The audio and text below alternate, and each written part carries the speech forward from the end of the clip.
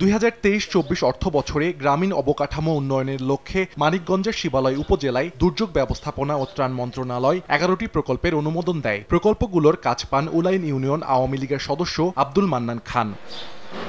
অভিযোগ উঠেছে আব্দুল মান্নান খান সবগুলো প্রকল্পের টাকা আত্মসাৎ করেছেন। এলাকাবাসী জানান, কোদালিয়া মসজিদে 50,000 টাকা অনুদান, খানপুর মসজিদে 50,000 টাকা অনুদান, রূপসা মসজিদে 50,000 টাকা অনুদান, কোদালিয়া ঈদগাহ মাঠে 1 লাখ টাকা অনুদান, শালজানা একির বাড়ি থেকে দুলাল ভৌমিকের বাড়ি পর্যন্ত সড়ক সহ কয়েকটি রাস্তা মেরামতে অর্থ ব্যয় করেননি তিনি। বিষয়টি নিয়ে জেলা প্রশাসক বরাবর লিখিত অভিযোগও করেছেন স্থানীয়দের একাংশ।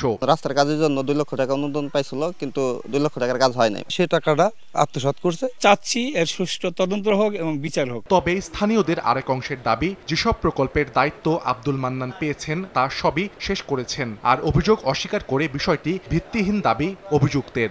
নগদের কাছে সব গ্রাহকই প্রিয়, তাই তো সারা দেশে ক্যাশ আউট চার্জ সবচেয়ে কম। সম্পূর্ণ ভুয়া এবং মিথ্যা একটা অপবাদ দিয়ে আমার বিরুদ্ধে আমাকে হেয় প্রতিপন্ন করার জন্য যে একটা সংবাদ প্রচারণা করছে, এটা কিন্তু সম্পূর্ণই মিথ্যা। অনুরোধ ছিল যে যাতে একটু দোআঁশ মাটি ফেলায়, তো উনি ফেলাইতে পারে নাই, মাটিটা ওই সময় পাওয়া যায়নি। চেয়ার টেবিল, তারপরে আপনার এই অফিসের রং, এগুলো মান্নান খা করছে। লেট হয়েছে, এখন মাটি ফেলাই দিছে, সে তো কোনোই নাই, ভালোভাবে কাজ করছে। মাঠের কাজ আনছে 5 লাখ টাকার, তাদের এটা সহ্য হইতেছে না। এদিকে উপজেলা প্রকল্প বাস্তবায়ন কর্মকর্তার দাবি, আব্দুল মান্নানকে দেয়া প্রকল্পের কাজ প্রায় সবই শেষ। নির্ধারিত প্রাক্কলিত কাজ সমাপ্ত করে এবং সে মোতাবেক আমরা বিল পরিশোধ করি।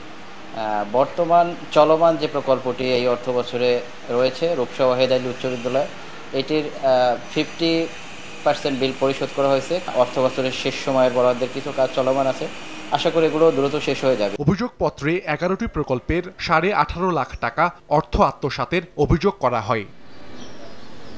সময় সংবাদ, মানিকগঞ্জ।